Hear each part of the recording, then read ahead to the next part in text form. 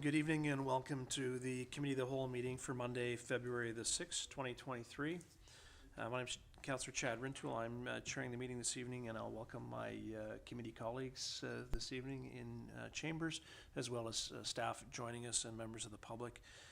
For those of you watching online, thank you as well for joining us.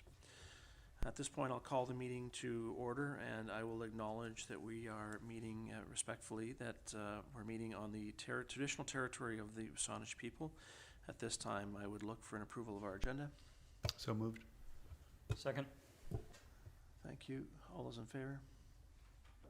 Motion is carried. Thank you. This evening's meeting is by and large with respect to the draft budget, and so I'll move to public participation. If you're speaking at public participation, I would ask that you please state your name and your municipality, and ask that you spend no more than 4 minutes commenting. So I'll call for public participation. Second. And a final call for public participation. Seeing none, thank you. This evening's agenda, as noted, is very specific to receive an introduction to the draft financial plan and the town's budget for 2023 through 2027.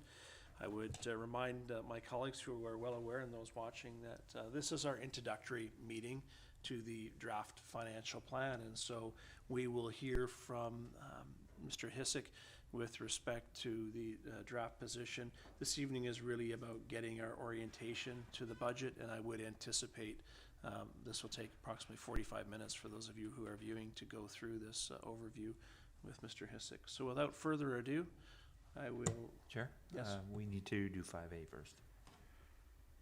Thank you very much. I'm as excited as Mr. Hissick is with regards to the financial plan. Forgive me, please. I failed to approve the minutes of the Committee of the Whole meeting of January the 16th. I'll move to be approved. Second. Thank you, mover and seconder. Any discussion? Seeing none, I'll call the question. All in favor? Thank you very much. And thank you, Councillor Garnett. So, again, over to you, please, Mr. Hissick, for the draft financial plan. Thank you, Mr. Chair. If you'll allow me a moment, I'm trying to get past a technical issue.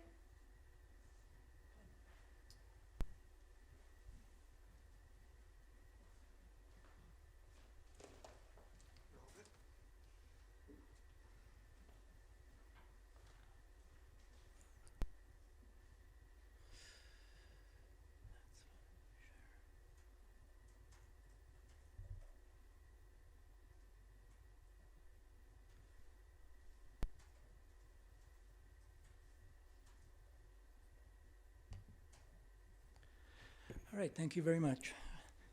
So we are here today for me to introduce to Council and the community the 2023 to 27 financial plan. And as is typical for us, we start off our process with an introduction from myself rather than just giving you a large binder to review on your own. I'm hoping to give you some context for that review and to set the stage for the next two phases of the budget process.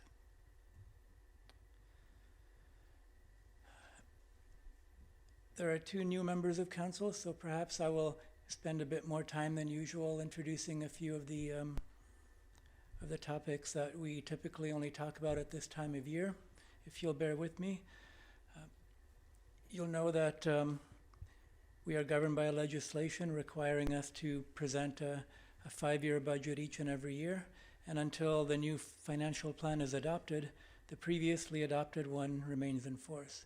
So even though we're into year 2 of the current plan, we are within legislative guidelines and we are fully authorized to do what we're doing. So the charter requires a 5-year planning horizon, and it's a rolling 5-year period. So once this one is adopted, we'll be covered for the years 2023 through 2027. The financial plan establishes the basis upon which our property tax and utility rates are established later in the spring.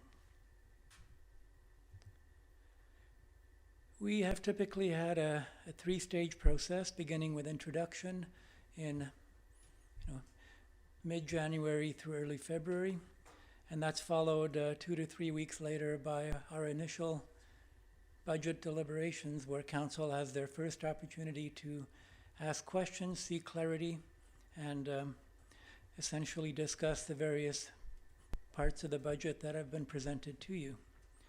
That's our first opportunity for in-depth discussion prior to what we term, hopefully, final deliberations, which would happen in the following week at a special meeting. The second meeting is also the first opportunity for public input.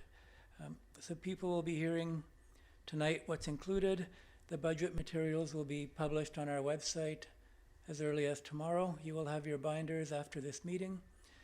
And then from this point on, the public is welcome to comment at any regular council meeting or through correspondence. Just so you know, for the second meeting, there will be an additional staff report on the agenda that will serve to flesh out many of the larger, more complicated budget items that are included in the financial plan. I'll try and get that out as quickly as possible, but it'll definitely be on the agenda for the February 27th meeting. For the final deliberations on March 7th, that takes place at a special council meeting on the Tuesday night, just to give it full and complete attention and not mix it with any other council business. At both the second and third meetings, I will present an updated presentation to kick things off, and it'll be tailored in a way that'll help council get through the budget approval process. Any direction from that second meeting would be built into the third meeting on March 7th, with the goal being for that third meeting to approve the financial plan. This will be my 11th budget for the town. On only one occasion have we required more than one night to get through the budget, and I'm sure that we'll be able to do one night again this year. However, if we do need more time, we'll make sure that we schedule it in a way that allows council and the public to be prepared for the next stage. Tonight's goal is to introduce the draft financial plan to council and the public, provide an overview of the major impacts, and outline some of the major capital projects and supplemental requests that are coming forward for approval. It's essentially to add context for your review. So you'll get a large binder of paper. Hopefully what you hear tonight will make that review a little bit easier and will make it more meaningful for you. So we are 3 years removed from the beginning of the pandemic, but it is worth mentioning that we haven't fully reached the other side of it in terms of our budget process. You'll recall that in 2020, after having initially approved a modest tax increase, we revisited the budget following the onset of the pandemic, and we reduced our tax impacts and our revenues, but we left our services intact. We made up for the lost revenues by borrowing from our surplus, and we were lucky enough to get a safe restart grant from the federal and provincial governments that helped tide us over. But eventually, once those revenues are gone, we have to bring our own revenues up to the appropriate level to make sure we can continue to fund our services, in addition to funding all the new tax impacts that have accrued since 2020. As mentioned, we were lucky recipients of a large grant that really helped to ease the burden on the town as we cut our revenues in year one and then continued to phase back to normal revenue levels over the past 2.5 years.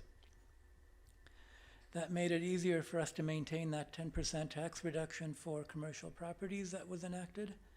And it did help bridge the gap between commercial and residential tax rates, which was a good start towards that policy decision that last council made last year. So the Safe Restart funds are continuing to help us transition back to a sustainable revenue level. We're using a little bit less each year, and by 2024, we're just going to have a tiny bit left to defray the tax impact. So the message that I need to convey is that we should avoid making next year's task more difficult by cutting this year's increase too much. I think the more we cut now, the more painful it'll be to get back to full revenues next year.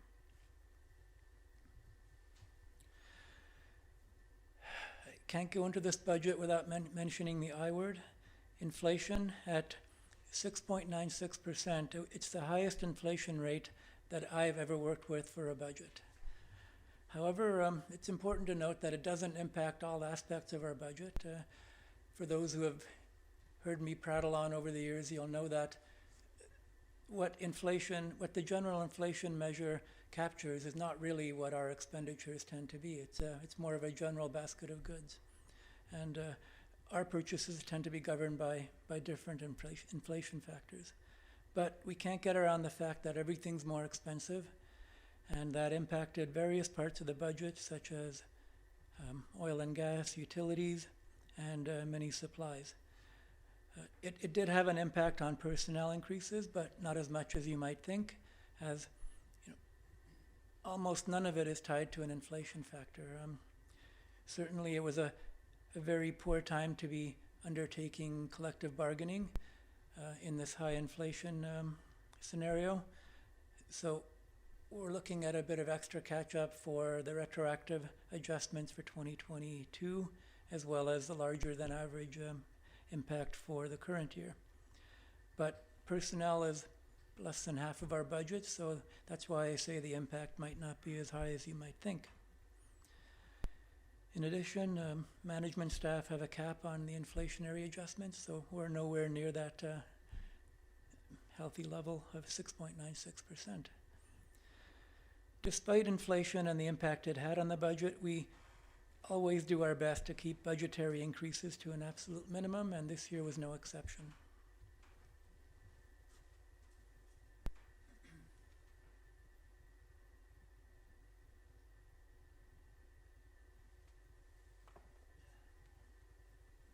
I like to get this out of the way really early, so we're starting off at a general tax increase of 4.93% for this year, which is slightly lower than our starting point last year.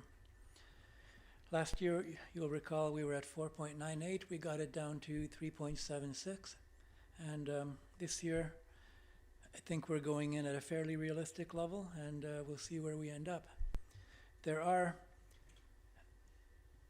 areas within that 4.93% that have not yet been approved by council. So depending on how those approvals go, we might end up lower, or it's not inconceivable to end up higher. So we're going to cover tonight what is included in the above figures and identify some of the areas to focus on and the decisions to be made over the upcoming budget meetings. A little bit of time now covering the glossary of terms that we're going to be looking at over the budget process. We separate our budget into general, water, and sewer components because each one of those is individually funded. You'll know that our utilities, water and sewer, are self-funded through rates set for those services, and the general fund does not subsidize water or sewer. Each one of those three funds has an operating and capital component, and key features of each will be highlighted. We'll talk about capital budgets, and I think most of us know what capital versus operating means. Capital generally is the bigger stuff, the things expenditures that have an impact beyond 1 year. So for us, it's the existing of infrastructure and other town assets. It's new items or projects. It's the larger purchases, vehicles, computer equipment, that kind of thing. And you'll notice through the materials that it's presented in terms of ongoing programs, new items, or projects that have been carried forward for completion. Our capital budget has a variety of funding sources. Very little of it is property taxes directly. We're going to cover what all those are. And tax-funded items, even though it's a small component of the overall funding, it does get the most attention because that's what impacts the tax increase. We will talk about supplemental requests, which is an operating item. What that refers to is changes to existing services, whether they be new or additional services. Often they're one-time studies or minor operating items, things that don't recur from year to year, so they require special attention, special approval. However, they can also be major ongoing items, such as, let's say, a firefighter hiring plan, which we've faced over the years.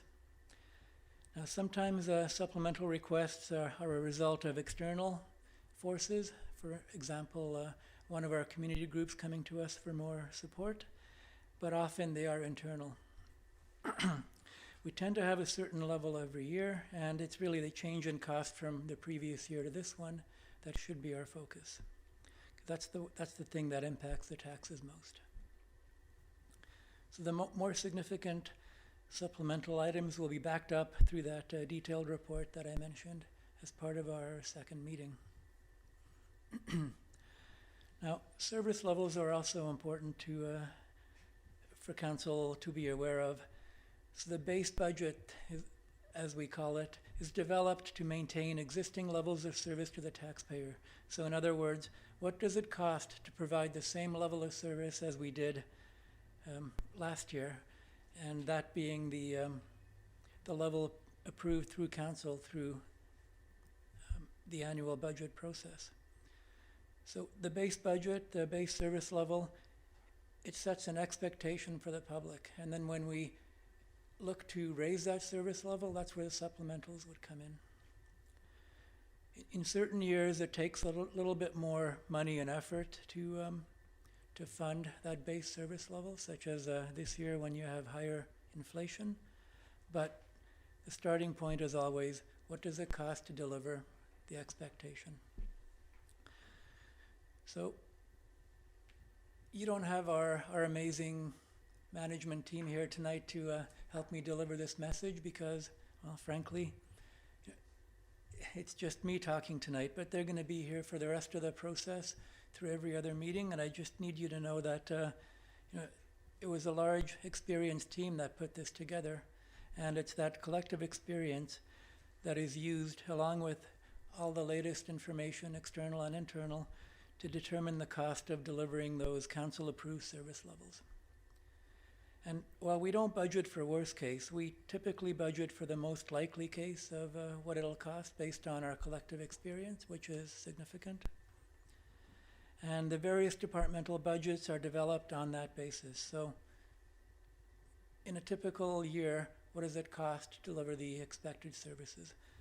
We don't, even in a year when inflation is likely to continue to be higher than normal, we didn't necessarily build in a larger inflation factor to our budget.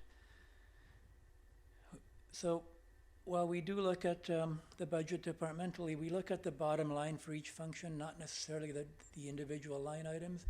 So I do like to maintain a bottom line focus and not get into the weeds too much. Because frankly, it's really the total cost of a service that you have to worry about, and even the various services within one department. We try not to focus too much on those individual services because priorities change throughout the year, and there could be a bit of fluctuation between different functions under a department. So our individual line items are a best guess of the mix of labor, contract, and materials that we require to get the job done, but some years it's more of one, less of another. And at the departmental level, it's not always an increase. We look for efficiencies wherever we can, and where we can't find them or there's no other way of delivering that service level, that's when the budget increase goes in. We'll talk about reserves, and what those are is money that we can set aside under legislation for specific purposes. And if these reserves are established by bylaw, which most of them are, the funds can only be used for their intended purpose.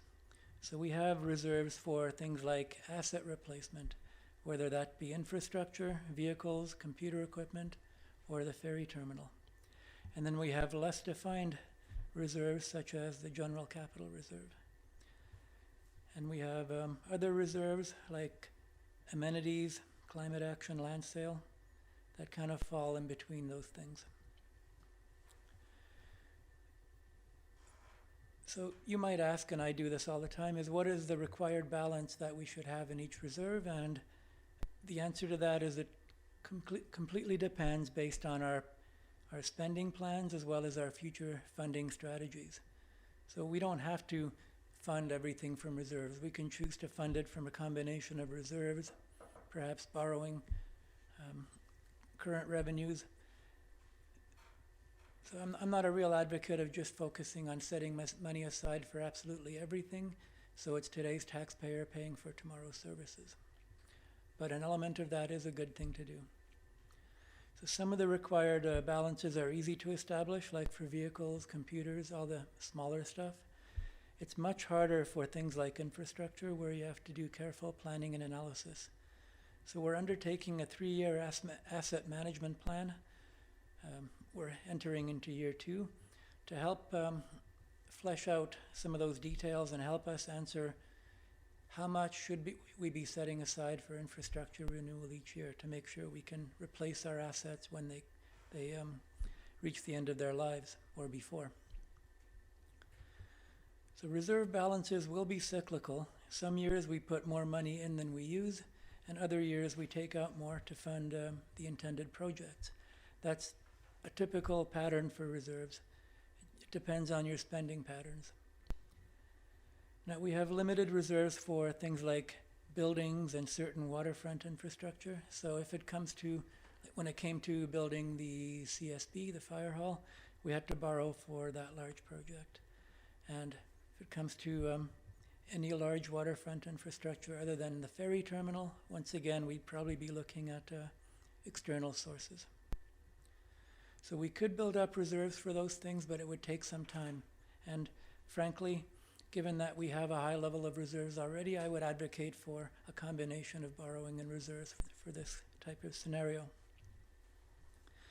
And also, when you're trying to build up, short-term needs sometimes derail your effort to do that. So we established, for example, a general capital reserve a number of years ago to start setting money aside for facilities, but each and every year we're trying to minimize our tax impact. So guess what? That reserve gets depleted before it gets to be built up, just so we can keep our tax increases to a minimum.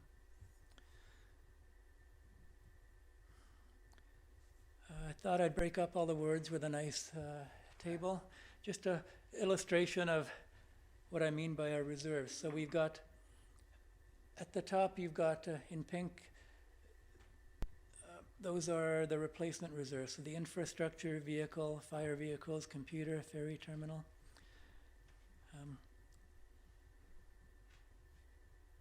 Our biggest reserve continues to be our infrastructure replacement, and that is also where the bulk of our capital spending also happens to fall. The next category of reserves you see in orange, you've got the off-street parking and the alternative transportation, and those are reserves for which we do not contribute. All of the money that goes into those comes through development, and it's the same for the amenities reserve down in the bottom section. So those two, as well as amenities and parkland acquisition, those are all development related. We don't set aside our own funding, and we don't control necessarily how much comes in. Last year, you'll recall that we split the parking reserve into those two streams, and now going forward, it'll continue to be that way. All new receipts will be split 50-50 and used accordingly. Last year, we started up a climate action reserve. This will be our second year of contributing to that, should council approve that. We're also going to be benefiting from some provincial grant funding, which should help stretch those climate reserve dollars, and I'll provide more details on that grant funding at the next meeting. Land sale proceeds. Selling land is not something we do regularly. There was a rather large sale back in conjunction with the CSB development, where we chose to set aside $2 million of the proceeds of the old fire hall site and use that for funding large capital projects. That money is down to under $500,000 now, and we still have some of it to use over the next 5 years to reduce the tax impact. But just so you know, we're not expecting for that to be replenished because we're not expecting to sell any more land. The bottom line there is what has lovingly been known as the Gas Tax Fund, or officially the Canada Community Building Fund. We continue to get close to $600,000 a year to help pay for a wide variety of eligible capital projects. And it's these reserves and using those to fund capital that has helped us keep tax increases to a minimum over the last 12 years. I mentioned borrowing briefly, and it's important to note that any debt held by the town is for the purpose of capital construction, and it bears no relation to the type of debt that we associate with senior governments. We can't borrow to fund our ongoing operations. We can only borrow for capital. And we have to maintain a running surplus from operations. So we can't go into debt and sell bonds, or however you want to term it. We borrow for capital only, and there are rules around borrowing that are clearly defined in the community charter. So we continue to have relatively low levels of debt, and we can incur more if required, which may be subject to a public process. You know, I'm not encouraging council to borrow more, but I'm certainly not discouraging council from doing so either. There's nothing on the horizon right now for additional borrowing. You'll recall that a $2 million loan approval was put in place last year for the Beacon Roundabout, should we need that funding. We have not drawn upon it, and we may not, depending on the outcome of the grant application.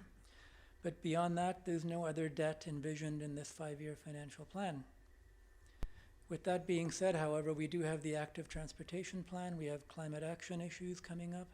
So it is conceivable that by the time I'm standing here next year in front of you, we might be looking at potential borrowing if we wish to advance our capital program. We're also allowed short-term borrowing, which means borrowing for up to 5 years, and we may access up to $600,000 or $50 per resident, cent free. Currently, we use very little of that just for equipment financing. So, how do we develop our budget?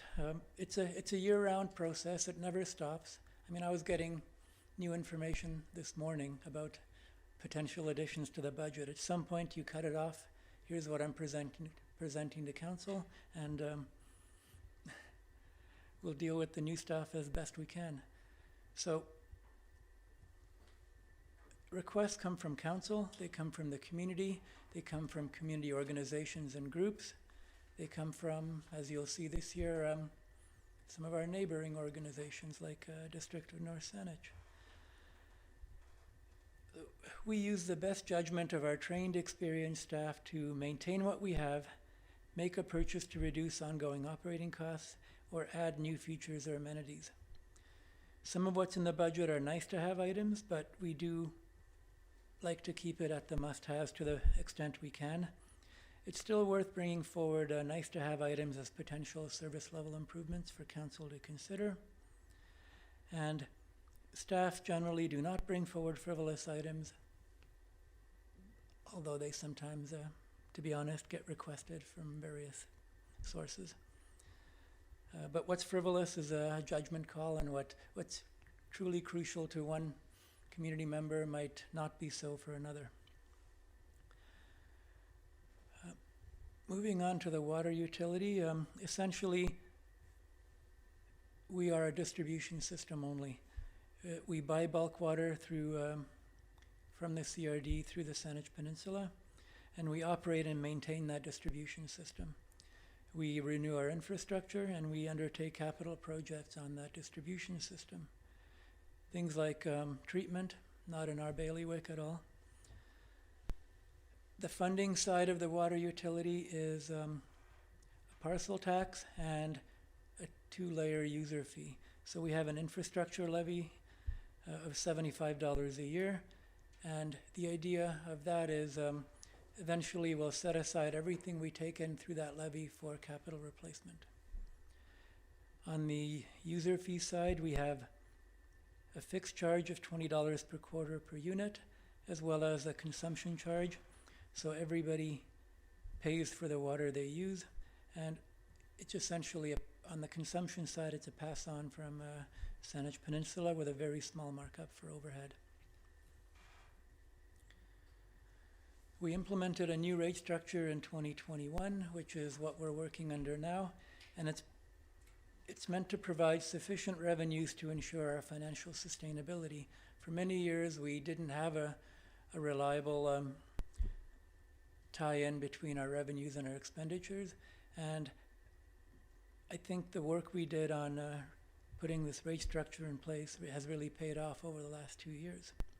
It's provided stable revenues to match our costs. So in years where there's high water consumption, we absolutely will collect what we need to pay for that, and not more than we need to. It's a better matching of fees to the benefits. And as mentioned, it's working exactly as intended after 2 years, to the point where we've been able to increase our transfer to reserve in the water fund to get closer to where we need to be. On the sewer side, again, it's fairly simple. We don't have some of the issues that individual municipalities might have, because we have a unified treatment plant on the peninsula. So we pay for our share of operating that plant, as well as the operation and maintenance of our collection system. We renew our infrastructure here directly, and we pay into the renewal of the treatment plant through CRD requisition. Again, this is funded through a combination of parcel tax and user fees. Parcel tax in this case is different for strata versus single family. And user fees tend to be higher because the cost of operating this utility are higher than they are of the water utility. Now, we have been meaning to undertake a review of the sewer rate structure, but it has unfortunately not fit into work schedules, and we hope to get to that in 2024 in order to implement it by 2025. It's not going to be as straightforward as water, but we're going to make our best attempt at undertaking the same type of exercise to ensure the revenues are more sustainable.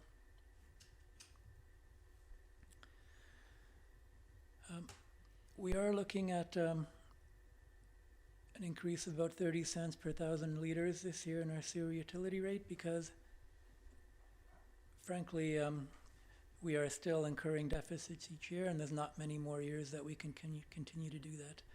I think aiming for 2025 would be probably as late as I would like to leave that.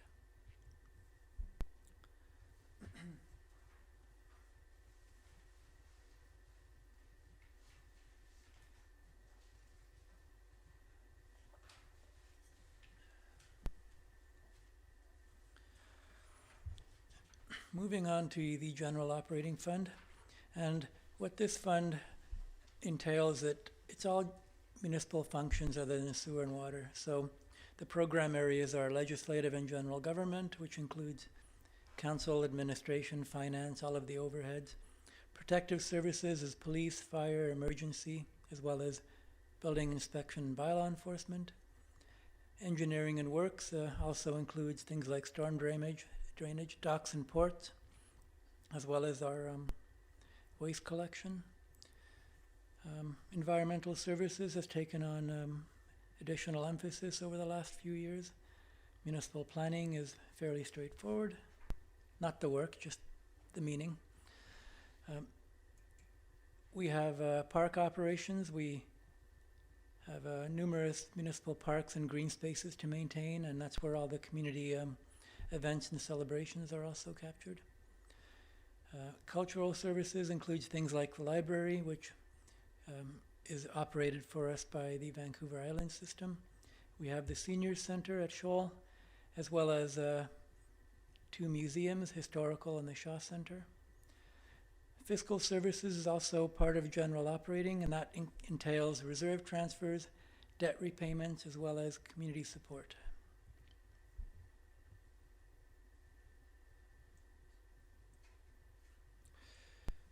You know, no matter how careful you are with the presentation, there's an old slide that always gets in there. Sorry. And here's another one. I'll update this on the fly though. Significant items for 2023. I mentioned there's no across-the-board inflationary increase. We only increased in areas where it was absolutely required. And there are additional revenues through the growth in the tax base that help to offset the tax increase, and that's always our first offset. So we actually have an extraordinarily high level for this year of 400,000, and I'll get to that in more detail later on. So going through the individual areas individually, we have legislative and general government, a net increase of about 81,000 over last year, which represents 3.6% on a total net budget of 2.36 million. So out of that 81,000, about 49,000 is in supplementals, and those still need to be approved by council. The largest item is we're requesting additional part-time staffing for driver services due to volumes, as well as anticipated staff absence for the first part of the year. Also included in that 81,000 is the full year impact of the human resources manager, which was added through last year's budget. So last year, you'll recall, we budgeted for 4 months, and this year we have the full year. So the position didn't actually start until January of this year. So savings from last year have been carried forward to help offset this year's costs. Protective Services, RCMP. This is our largest individual departmental increase at close to $250,000. And it's largely due to the RCMP contract increases being larger than expected. There was a contract settlement, I believe, in late 2021 that was higher than anticipated, even though we had been setting money aside over the years for it. By the time it culminated, it did increase the amount per officer that we had to set aside. So we're really seeing it in this year's budget for the first time, a bit of catch-up. And we don't have prior year savings to offset it, as we typically might, because those impacts did also have an effect in 2022. You'll recall last year an additional officer was requested and approved, and that approval is in stream, although we have not heard yet. We're not expecting that position to start until 2024. Therefore, there's nothing in the budget for this current year for that. Even with that additional officer, we never expect to have a full complement, and that's part of the reason why we added that officer. We just wanted to get the detachment closer to where they needed to be personnel-wise. So even though they'll likely continue to have vacancies, they'll have more bodies on board to deal with it. And North Saanich also asked for an additional officer, so overall there should be an increase of 2 eventually. You heard last year that police dispatch costs were going to be downloaded to municipalities, and we got a bit of a reprieve on that thanks to some lobbying.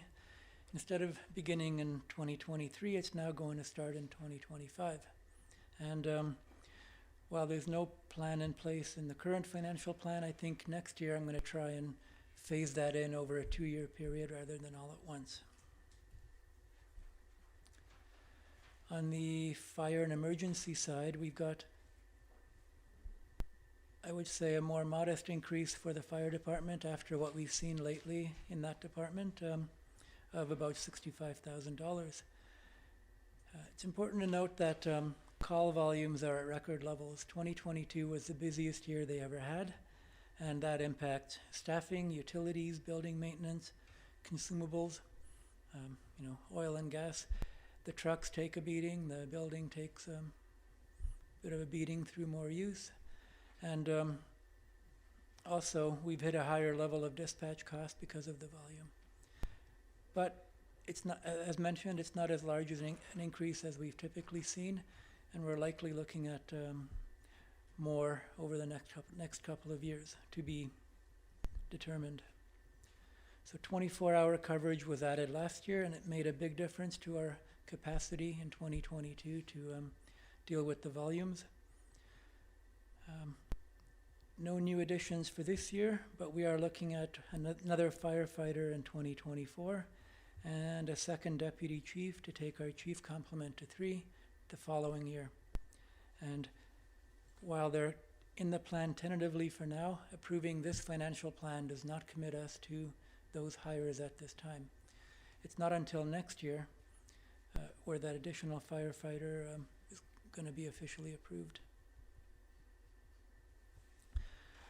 So building inspection and bylaw enforcement, we had a fairly large impact in that area, with most of it coming from the $75,000 loss of business license revenues.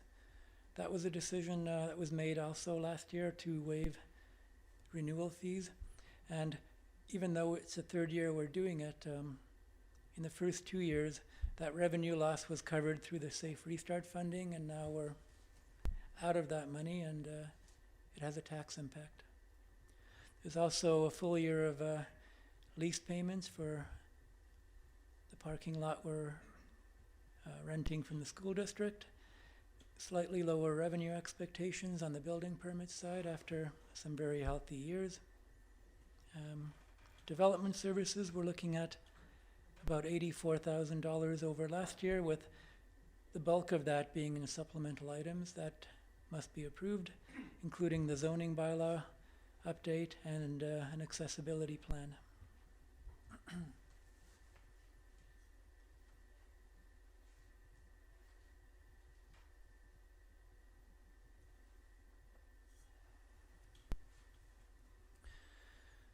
Net increase in engineering and works about 115,000 on a net budget of 2.2 million. Once again, the bulk of that is in supplemental items, so new requests, studies, items that have to be approved by council. There's a Beacon Wharf assessment and the Mermaid Creek drainage study are 2 of the key supplementals there. On the environmental services side, we're looking at a net decrease of about 72,000. There are no tax-funded supplementals this year, as we've received some provincial grant funding to help pay for it. Parks and cultural, we're looking at a net budget of 1.8 million and a net increase of just over 100,000. And once again, a big chunk is supplementals. We are trying to deal with additional events. They're back on stream after a couple of years off. We're looking at longer growing seasons, more maintenance to be done. So the parks budget does need a bit of a bump up. Fiscal services, net increase from last year of 280,000, but it's important to note that a lot of that is offset on the revenue side. Like, for example, the money we collect for the ferry terminal is collected in another function, and then when we transfer that to reserve, it's in fiscal services, so this net increase looks a little larger than it really should. Community support, it's a relatively minor increase of 34,000, including $20,000 worth of supplemental items. Debt servicing is marginally down, $4,300 less than last year. One small debt issue was paid off.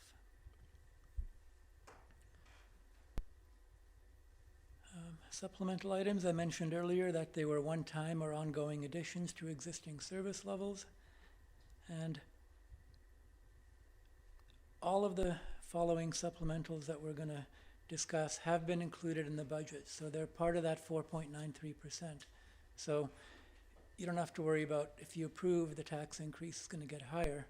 It's just if you reject one, then it'll get lower. So a brief description of all the items is included in the materials that you're going to receive, and a more detailed report will be following at the next meeting. So just highlighting a few of the larger items, we've got part-time staffing in RCMP and driver services. They're both about $30,000 each. Beacon Wharf inspection also 30, Mermaid Creek 30, accessibility plan, the zoning bylaw update, and various parks initiatives totaling $43,000.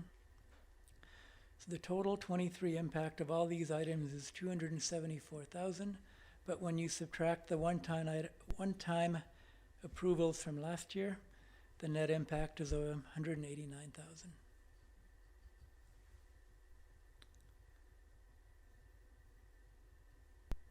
So included in supplementals without a tax impact are several items that are non-tax funded. So examples of that are sea level rise initiatives, active transportation plan, and business development, where we have either grants or reserves or other sources that defray the cost of it without a tax impact. But it's still included for council's approval as a supplemental item because it's a new initiative. There are also several large items in years 2 to 5 of the plan, including the RCMP dispatch, which begins in 2025, as well as fire personnel, which is slated to be added over 2024 and 2025. So the full year impact of last year's additions is just over $110,000, and that is largely the HR manager as well as that 24-hour staffing that was approved last year for the fire department. And as mentioned, even though it's included in this 5-year plan, future year supplementals will be revisited, and this is a tentative plan for the future. We're not approving years 2 to 5 necessarily now, and in the rare instance where we do need prior approvals, just so staff can get on with the implementation, I would certainly let you know and identify that as an exception for you. So there are no new positions included in the financial plan for this year. There are no full-time staff, just those 2 part-time additions I mentioned. RCMP is looking at additional auxiliary frontline support because of volumes and once again because of staff absences, and sometimes you just can't help deal with a bad run of luck with respect to absences, but you still have an operation to run, and it's crucial that you maintain that service level. Other personnel impacts, I mentioned the contractual increases. They were heavily influenced by inflation without being tied to it.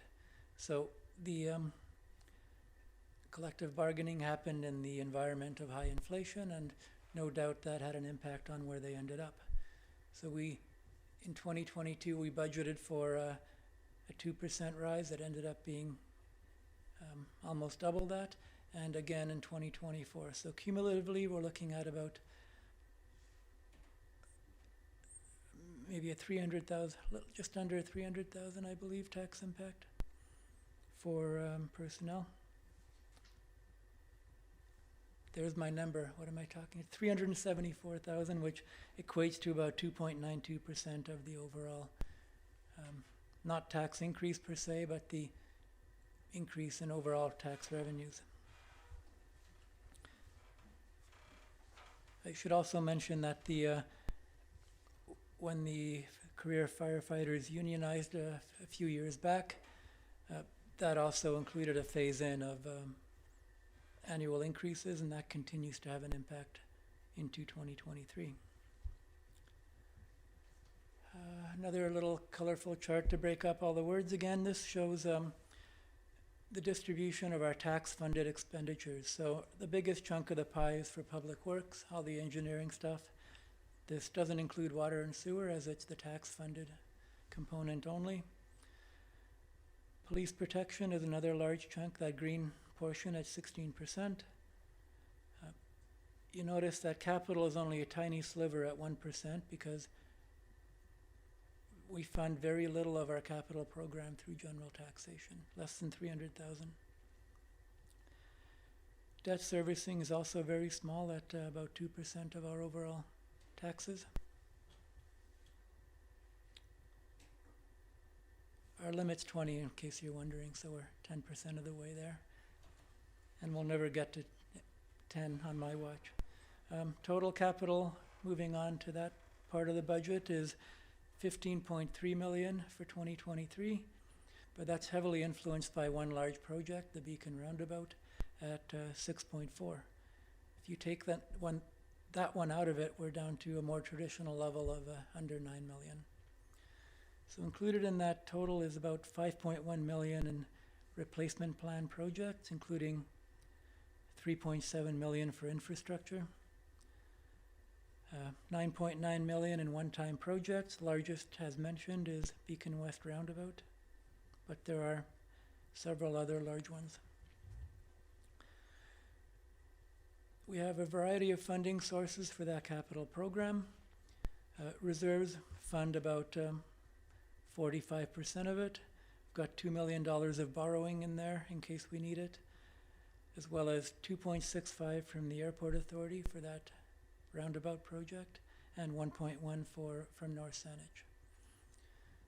So Canada Community Building Fund, gas tax, we're projecting to use $1.6 million in funding this year, and a variety of other smaller sources like funds carried forward, taxes and user fees, North Saanich contributions for cost-shared capital.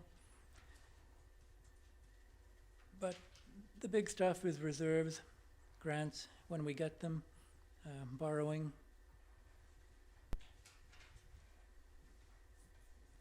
So the level of property tax funding for capital, this year we're projecting to use about $245,000 to fund our capital program, which is about $93,000 more than last year. Last year was probably the lowest level we've ever seen in my time here. And we'll see where we end up this time. But I've taken every effort to try and fund funding sources for as many capital projects as possible and reduce the tax impacts. However, there's always one or two left over where we might find an alternative funding source or defer or cancel the project. So going back about 14 years, we used to fund capital to the tune of about $500,000 a year from current revenues, and we've largely moved away from that because of our greater reliance on building up reserves. And in addition to that, the ability to build up more reserves through things like gas tax contributions, amenities. So our new normal for an average year tends to be in the $200,000 to $300,000 range. We're right in the middle of that range right now. Last year we were well under it. Some of our more significant projects included in the financial plan, we've got $12.5 million in infrastructure replacement over the next 5 years, or roughly about $2.5 million per year. You might think that's ambitious, but not really. It's just a reflection of how much we have to replace, and if anything, we could probably be doing it a little quicker and better, and that's what we're hoping to flesh out through the asset management plan. We have $1.4 million in other assets being replaced this year, mainly the ferry terminal, town vehicles, as well as computer equipment. The Bevan Pier is undergoing major maintenance this upcoming year as well as in 2027. We have 2 public washrooms going in prior to summer. We've got the West Side Highway Bike Path scheduled for its final phase next year. And we've really taken a crack at the implementation of the Parks Master Plan. You're going to notice several park improvement projects over the 5-year plan.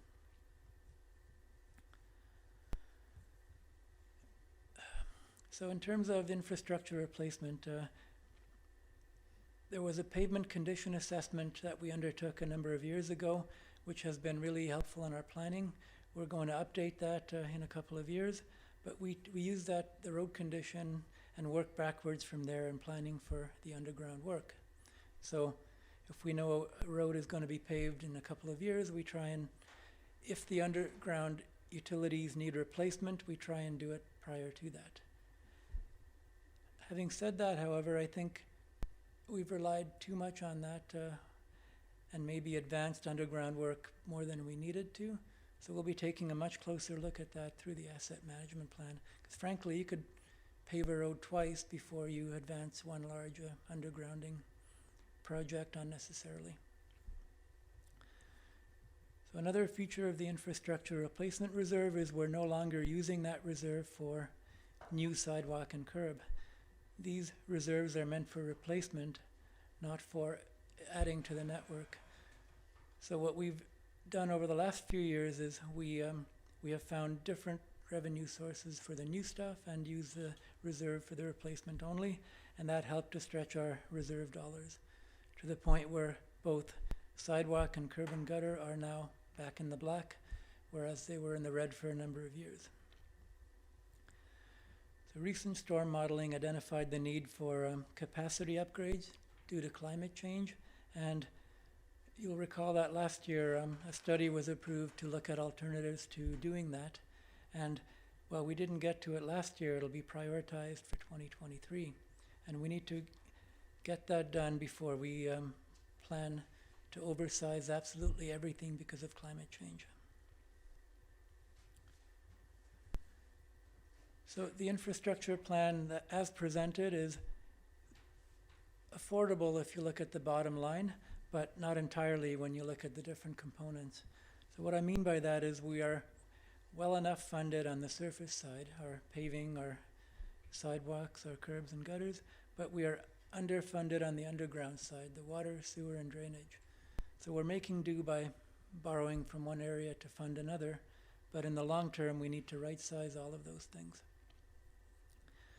There have been some improvements in the new budget, but we still have a ways to go there, and I think the budget you see next year will likely include some recommendations for shifting contributions from the way we're doing it now to ensure that the problem areas, if you will, are getting more attention. On the water side, as mentioned, the new rate structure will help us get there as we have built up the required level of revenues that allows us to now set aside an extra $100,000 a year for future replacement. But we do need to supplement our reserve funding through things like the other reserves as well as grant applications. There are some capital projects under the infrastructure plan that are dependent on the town getting a grant. And if we don't, then we need to defer those because we simply can't afford them. So the asset management planning should be completed by the end of 2024.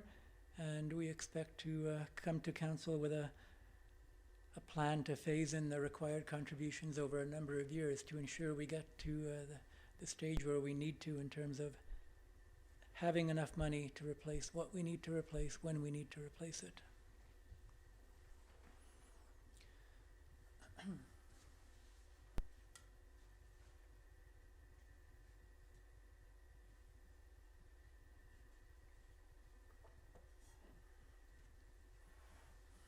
All right, getting near the end, hang in there. So we talked a lot about the expenditure side of it, a little focus on how we fund it all. So you've heard me use the word surplus in the past. I mentioned it in this presentation. So we are required to have an ongoing surplus from prior year's operations. That doesn't mean we can't have a deficit in any given year.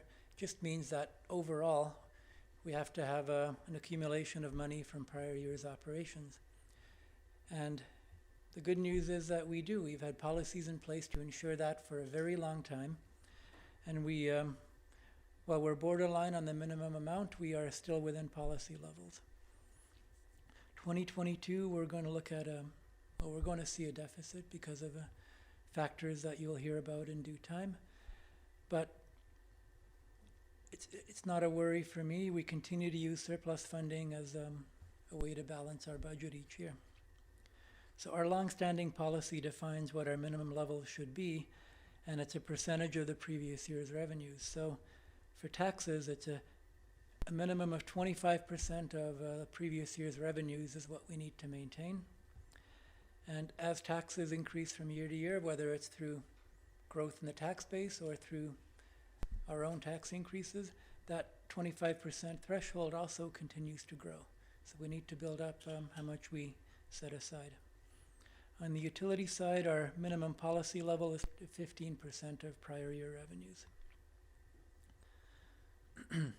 So we use a certain amount of surplus to balance the budget each year. This year I've got $350,000 earmarked, and what that does is it prevents overtaxing for current operations.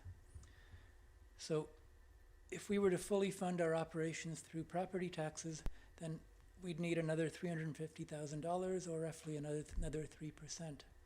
But there's an expectation that the departments, given sufficient funds to carry out their mandate, will generate some savings each and every year. In a typical year, we come close to breaking even or we generate a small surplus. And in the odd year, like last year, there's a small deficit. But in typical year, budgeting a good chunk of surplus to balance the budget does not hurt us in any way because we break even. Not everyone does this, but I'm a big believer because I don't think we need to overtax people when we have ways around it. And we know our operations well enough to know where we expect to end up each year. And that's, through the highly experienced and knowledgeable budget managers that do this stuff as a matter of course over the years. So property taxation is the bottom line, if you will. Once all other funding sources have been considered, we have to balance the budget through a sufficient property tax funding. And that tax increase is partially mitigated by the new revenues that we enjoy through growth. And once that growth factor is factored in, the general tax increase is then applied. So the general changes in assessed value from year to year are factored out when we set our rates, and that keeps our revenues predictable. And we'll get into more detail on that as we set tax rates. As you know, there are different rates of tax paid by different classes of property, and there'll be more detail on that as well through the process, but it's important to note that last year, Council approved a property tax distribution policy which calls for a 10-year phase-in of the difference between the rates paid by commercial and residential properties. So we're looking to bridge that gap over 10 years, not to make them equal, just to make them a little more equitable, to get to a ratio of 2 to 1 as opposed to where we are now, which is closer to 2.7 to 1. So as mentioned, it's going to be a 10-year phase-in. The important thing to note is that tonight we're talking about a general tax increase of 4.93%. As we move forward and I start factoring in that distribution policy implementation, we're going to be looking at a slightly larger increase for residential and a slightly lower one for commercial. So while I would still like to focus on an overall general increase, it's important for Council to note that for the first time ever, it won't be equally distributed when we get to setting rates. I'll provide illustrations at the next meeting for what that might look like, but I didn't want to complicate it this first time out. also. I haven't thought of it enough yet.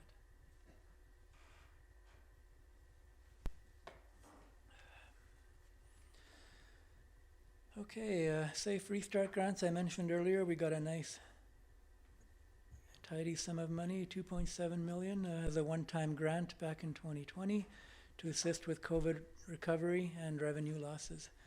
We were fortunate enough that we didn't suffer a lot of revenue losses. We did reduce taxes, one of the only local governments in the region to do so. And we've used the Safe Restart funds to help us phase back to normal taxation levels. 2020 also allowed us to, originally we had intended to borrow from our accumulated surplus to reduce taxes, but we were able to replenish that right away with the Safe Restart grant.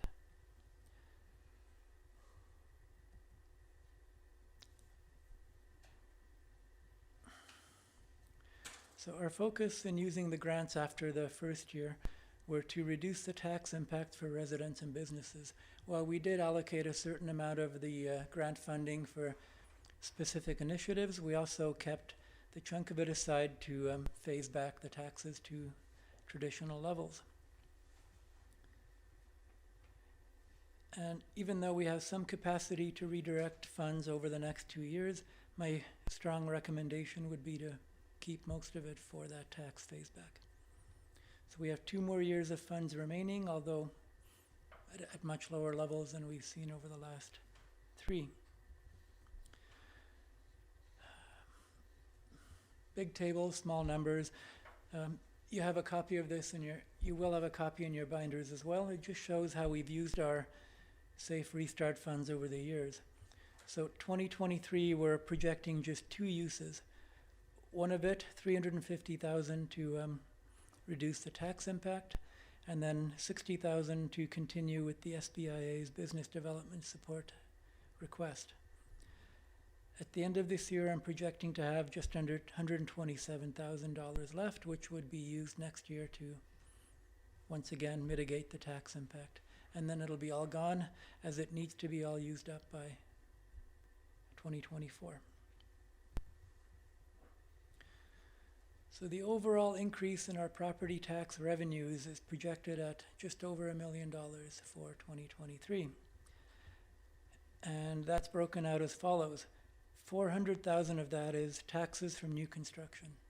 So we have to thank those gray vans that are flitting around everywhere for a large chunk of that. 400,000 is larger than our typical growth from new construction. That one project is responsible for over half of it, and that has certainly helped in this very challenging year to reduce the tax impact. So you carve that off the top, you're left with $633,402 in a general tax increase, and that's what equals 4.93%. This chart shows where our general operating revenues come from. So the vast majority are from taxes. 65% of our general fund revenues are from taxes. Fees and charges make up 14%, government transfers 8%, and then reserves and surplus 6.2%. While our investments did pick up last year, they're still a very small proportion of our funding. So this is a colorful tabular representation of what makes up the budget impact. It's not an exact science. I've given it my best shot here. So you look at, I've broken it out into changes to the core budget, and then incremental items, and then the offsets. So looking at the core budget, I would estimate that miscellaneous operational increases represent about $243,000. We've increased our reserve transfers by $100,000, $93,000 more in tax-funded capital, and a small reduction in debt servicing. So overall, 3.38% increase on the core budget side. Moving on to the incremental, which is the supplementals, we start off with the full year impact of last year's items, largely that position I mentioned, as well as the one-time and continuous supplemental requests for the current year. And that's offset by last year's one-time items for a total of another 2.33% increase to the budget.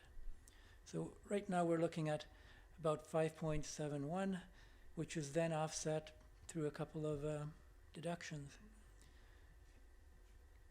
So I've actually decreased the amount of surplus I'm using this year from 450 to 350 because frankly I don't think we can continue to afford that level. We've decreased the amount of safe restart funding that we use because we're running out of the money. And yet we've got a higher than usual tax base growth. So overall there's $100,000 offset, which brings the overall tax impact to 4.93%.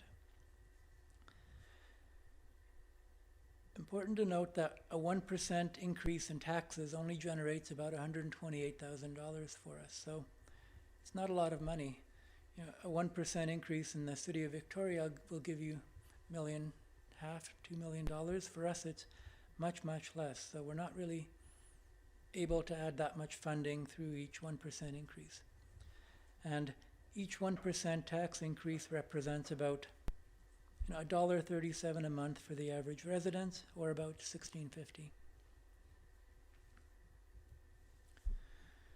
So let's look at that average residence. So the impact on a tax bill for an average residential property, we're looking at a tax increase of about $81 for the year, or about $6.76 a month.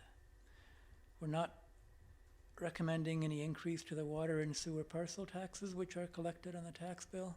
So that slightly reduces the percentage, but it's still $81 for the average residence. And as mentioned, that tax policy implementation will impact that percentage slightly, but not significantly.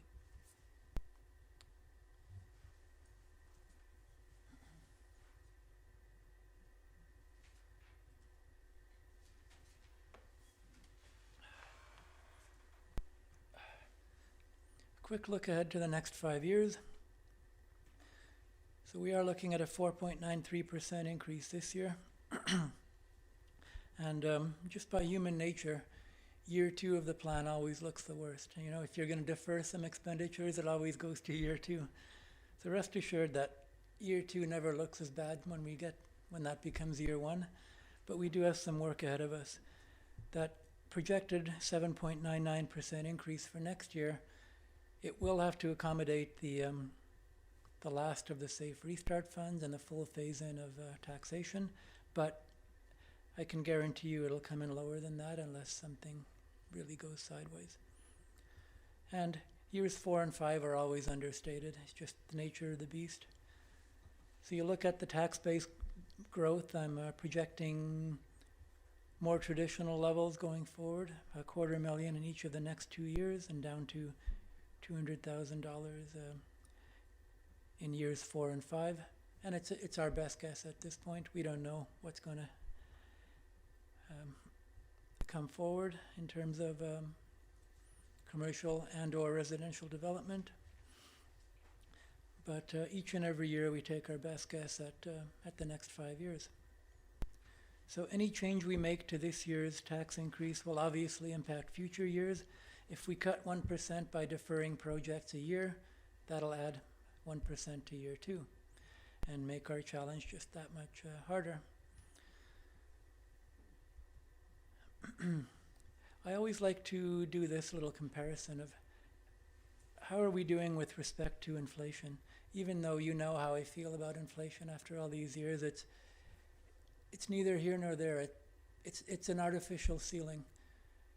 We need to raise the revenues we need for local services, and how they relate to inflation is coincidental. We like to keep close to that number, but it's not something that plays in my mind very much. Primarily because, as mentioned, it's not really our basket of goods.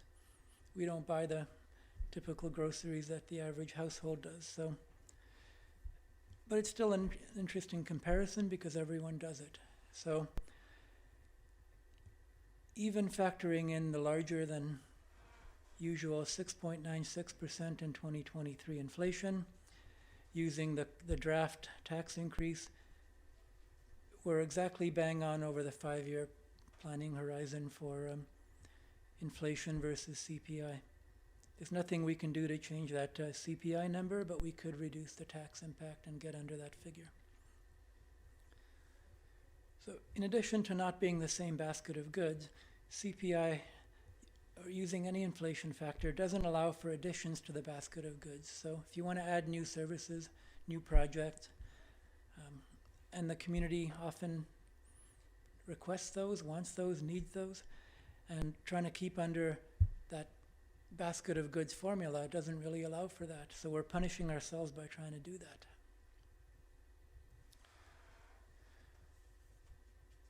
Goals for the second meeting on February 27th.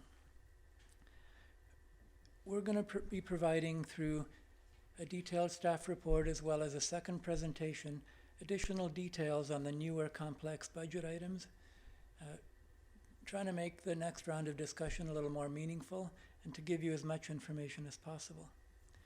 That meeting will be the first opportunity for council to ask questions, make recommendations on adding or removing items from the budget, and staff will ensure as we go at various stages of that evening that the right prompts are made to keep council focused on the different areas of the budget. That second meeting will be the first opportunity for taxpayers to comment on what is or is not included in the draft budget.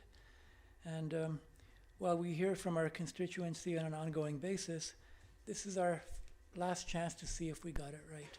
Some people will feel that there's not enough emphasis in certain areas and they'll let us know. Others will feel differently. So the public should have an opportunity to comment at the beginning of the meeting, and typically we also give them an opportunity to make additional comments following the staff presentation. So the presentation you're going to get next time will not be a rehash of everything you see here. It'll be a bit of a reminder of the key points, but also some new relevant information for the next meeting. We're going to focus on the individual items that impact the tax increase, being the new capital projects, the supplemental requests, but also on the projects that don't impact taxes per se because they're reserve funded. I'm expecting there will be some results emanating from that second meeting based on council resolutions, and those results will be built into a second draft financial plan, which is to be considered the following week. Now, it is conceivable that council makes enough changes in round 2 that we might need more time, but typically we're able to turn it around fairly quickly.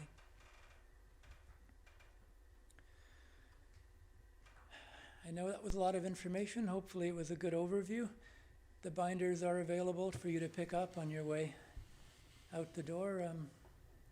I will also share this presentation with you electronically, so you have the full color version.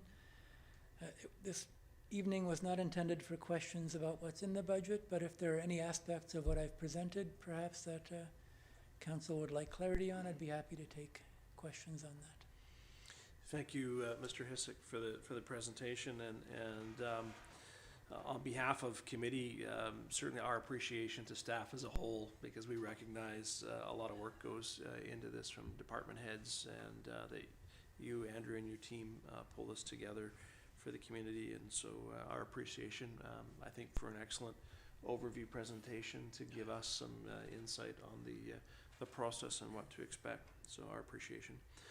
Also, interestingly, you point out February 27th and the opportunity for council on that evening to start receiving some public input, and you noted early in your presentation, and correct me if I got this wrong, but that the draft financial plan 2023 through 2027 would be available on the town's website as early as tomorrow, if I heard that correctly. We are targeting tomorrow afternoon, yes. Tomorrow afternoon, great. So thank you to members of the public watching. If you're interested in looking at some of those details, they'll be available on the town's website as early as tomorrow afternoon. So with that, I'll pause and look to committee members to see if they have any questions on Mr. Hissick with respect to the draft financial plan overview.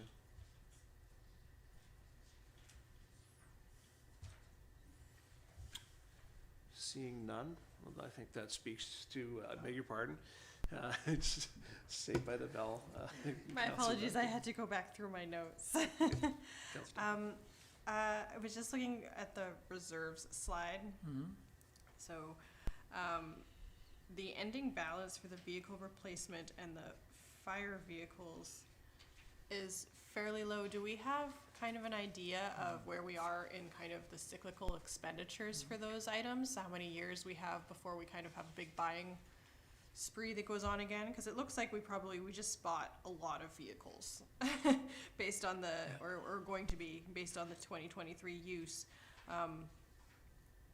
So do we, like 5 years before we buy a bunch more, or? The general vehicle replacement plan is sufficiently funded. It tends never to accumulate too high because we do replace our public works and parks vehicles on a regular basis. We did incur 2 of our larger expenditures recently with that sewer, that vacuum truck. But I'm not concerned about that one. The fire vehicle is a bit of a different story because that does have cyclical fluctuations. Whenever we have one of the larger trucks, we will dip into a negative balance for a while, and that'll be built up before the next time we have to buy one of the larger trucks. So again, I'm not concerned about it. There is a plan in place, but it does look funny when you look at the negative balance from year to year. Do you have an idea, like what is, we just bought the new fire truck, so is it, 10 years or 15 years? What are we? Roughly 10 years for the big ones. Okay, thank you. So, and to clarify, if I'm not out of place here, and you'll correct me, Mr. Hissick, if I'm wrong, but the town purchased the ladder truck ahead of schedule in that it was able to procure something, I think, in what was a challenging environment that was lightly used and well suited to the needs of the town. And so I think that relates to that major expenditure to which Councillor Duncan's referring. That's correct. It was purchased a year early, but purchased at half price. So Thank you. I'll look to committee colleagues to see if there are any other questions of the overview. Mayor McNeil-Smith. Thank you, Chair, and thank you for acknowledging the work of staff for preparing the budget and the excellent presentation this evening. Just clarifying this partly for new colleagues as well and members of the public. So staff are available to answer questions from colleagues. We'll send them directly to staff, and as is usually the usual practice, the answer comes back to all members of council. And that helps us as gather information when we have our deliberations for future meetings, but also to members of the public. The contact email for members of the public is, do we want to use admin, or I see Mr. Hissick's address there? admin is best for general correspondence. It'll get filtered to me. Yeah. So I think that's what's actually posted on our website now, the budget information that is there to reach out to admin@sydney.ca. Thank you. Thank you. And I'll turn now to Councillor Novak. Thank you, Andrew, and thank you, Mr. Chair. I have a lot more questions than can reasonably be expected to be dealt with here. Is it okay to meet with you separately between now and the next meeting to go over some of these issues? Absolutely. This night is really intended for questions of a general nature about concepts as opposed to individual components of the budget. So if you are looking to ask those type of questions, I'd be happy to meet with you. I know we didn't have a very robust orientation this time around on the budget process itself, so happy to sit down with you at any time. Thank you. These are mostly conceptual, but as you say, there's a lot of meat here, so Yeah. it's going to take a while to Yeah. get through it all. Well, if I may, I think a lot of the detailed information we've yet to see the budget binders that will be distributed later this evening for members of committee to take home and review may clarify some of your questions. But thank you very much for the offer for Councillor Novak and others to reach out to you directly. Anything else, Councillor Novak? I'm good, thank you. Okay. Looking to committee colleagues, last call for any questions of Mr. Hissick. Seeing none, thank you, Mr. Hissick, for the presentation again, and to staff for your diligence in the preparation of the draft budget. And we'll look forward to feedback from the community as well as members of council at the meeting on the 27th. So with that, our agenda is completed, and I will look for a motion to adjourn. So moved. Thank you, Councillor Duck and Councillor Duncan. I'll call the question. All in favor? Thank you. We are adjourned.